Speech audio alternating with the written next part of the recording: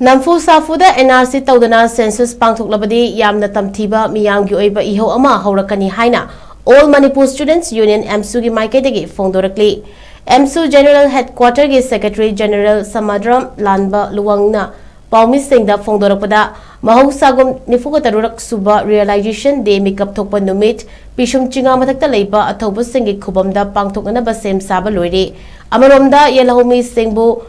Kanana Bagidamakta Census Pangthoklabadi Nrc Chana Halu Haiba Kolau Asibu Sogatpo Oina April Tang Nipanda Right for NRC Right in Defense for Our Future Haiba Thimda Bike Rally Ama Pangthokani Rally Asi Kangladagi Lamthaduna Moirang Kumbi Kakching Thobal Fauraga Aroibada Khangabo Unity Park da Meeyamgi Achoba Mifamama Pangthoklani Haina Phongdorakli Loinana Lamdam Asidagi Illegal Immigrants Sings Khondoktringay Census Pangthoklabadi Meeyamgi Oiba Ehou Hourakkani HAINA Wafamsu Thamlakli Insolation Samapan Marfuda Lamdam Sidagi Mito Miasa Singsi Masama Sai Maram the Halan Kidney Haiba issue to the go back foreigner Haiba issue to the Lakidraba Lakidayamba Posam Premananda Amadi Pudum Lokendra Mapoinigi Lakidadu Nishin Goina Sai Kudingi Emsuna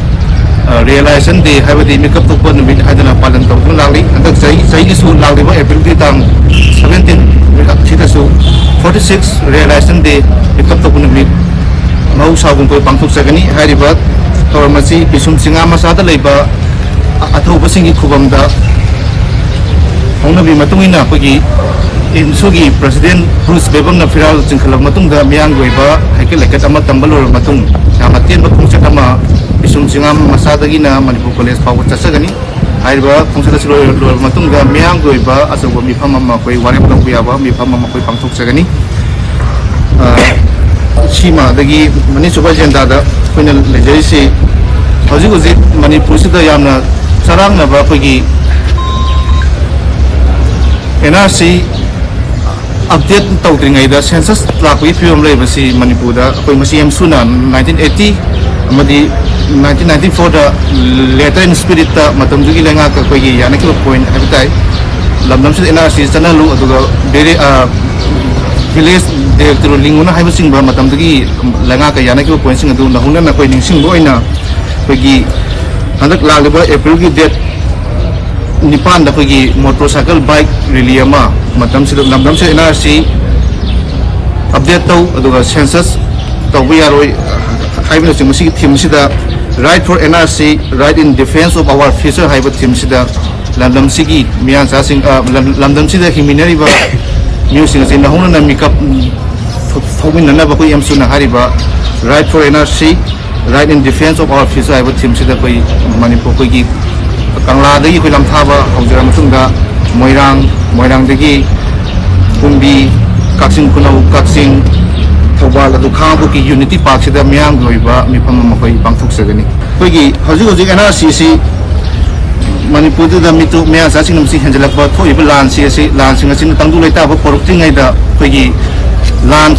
asina taithiang nanglaba IDP sing asi mai da tau hanjandringai da census tau ba siam na maram sa da ba masi asumba phongthang nate hadna koi AMSU na lawjai adura masi Manipur khunai mayokta tungi future gi mayokta sathaba bugumba crime amni hadna koi na lawjai marmaduna masi kaigumba NRC update tawdringai da maram sa na Manipur lenga amati india lenga da census ta pangthok taragadi masi AMSU na tumina lairoi masi bidangta koi thawai thasu thagani hadna koi AMSU na lepi Kaigumba Meeyamgi apambi mayokta Namphu Safu da census pangthok taragadi maduguna madam Manipur Meeyam meruk khunai loina na akan ba Ehou Manipur da amta tawgidi munga koi Ehou sangsangani maramdi Manipur khunai leitraba madam da karam ba group pangdom na Manipur da hingadagi Manipur aduna koi leiriba Meeyam su koi nahona na makeup thomina rasi realization de na lapada Manipur Meeyam se pangthau tharuraba koi Meeyam se amuka hanna koi makeup thomina rasi haidana si paucheram senjari loina na hariba 17 April lakadriba April tang 30 asida hariba numida sida athauba ni sigi ikai khumra numida sida lamdam sida laibiriba irisa khudimangna hariba numida si harau kumai adagi makhala matagi nuaiba kumai pangthokpi ginu haidana lebak miyam da apil tawjari loina na lamdam asida himina riba phuruk panglup